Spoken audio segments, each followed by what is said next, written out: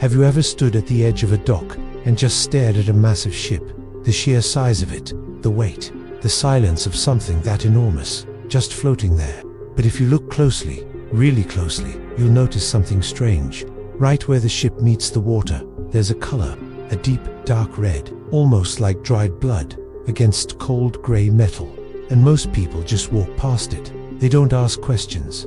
They don't wonder why. But that color, that one simple color, is hiding one of the most fascinating secrets in the entire history of human survival. Because here's what nobody tells you. The ocean is not just water. It is alive. It is aggressive.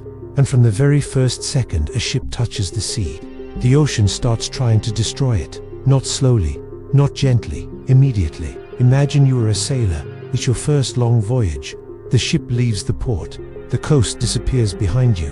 And all you see is open water in every direction. Everything feels peaceful from up on deck. The wind is calm. The sky is clear. You feel free. But below you, beneath the waterline, something is already happening. Tiny sea creatures begin arriving.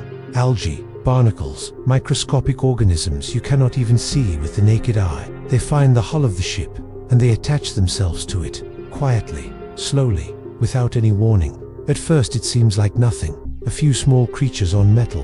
Who cares, right? But weeks pass, then months. And now, that ship's bottom isn't smooth metal anymore. It's covered, layered with living things that have made this ship their home. And suddenly, the ship starts feeling it. The engines strain a little harder. The fuel burns a little faster. The speed drops. The whole machine, something that weighs thousands of tons, is being slowed down by creatures smaller than your fingernail. Some studies found that this buildup alone can increase fuel consumption by over 30%. 30%. That's millions of extra dollars spent on fuel because of barnacles. And then there's the salt. People forget this. Seawater isn't just water. It is one of the most corrosive substances on Earth. It eats metal like a slow fire. Day after day, night after night, every wave that touches the hull is quietly doing damage. Left unprotected, a ship's metal doesn't just rust. It weakens. It cracks. Small damage becomes catastrophic damage. And out in the middle of the Atlantic Ocean, there is no one coming to help you. So sailors, centuries ago, started asking a question. How do we protect the ship? Not the sails, not the ropes, not the crew. The hull, the one part nobody ever thinks about. The part buried under cold, dark water. And what they discovered changed everything. They found that certain compounds, especially copper, were deadly to marine life. When ships were coated with copper-based mixtures, barnacles couldn't attach, algae couldn't grow, sea creatures would come close and simply drift away. The hull stayed clean, smooth, fast, and those copper compounds, they gave the paint a color, a deep, unmistakable red. That's where it started. Not as a design choice, not as a tradition, not as decoration. It was desperation. It was survival. It was sailors hundreds of years ago saying, we have to figure this out, or we are going to lose everything. And slowly, generation after generation, that red coating became a global standard. Every major ship, every navy, every cargo fleet around the world, they all understood what that red line meant. Now think about what is moving through the world's oceans right now. At this very moment, your phone, the fuel in your car, the clothes on your back, the food sitting in your refrigerator, almost everything you own, once sat inside a shipping container, on a vessel crossing an ocean. More than 80% of world trade moves by sea.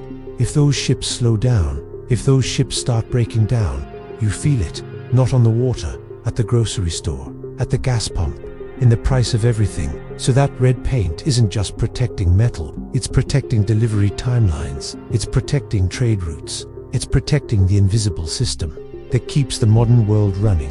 One layer of paint, silently, every single day. And here's something that gives you chills when you really think about it. The RMS Titanic, that ship, built over a century ago, also had red anti-fouling paint below its waterline, long before radar, before satellites, before any of the technology we rely on today.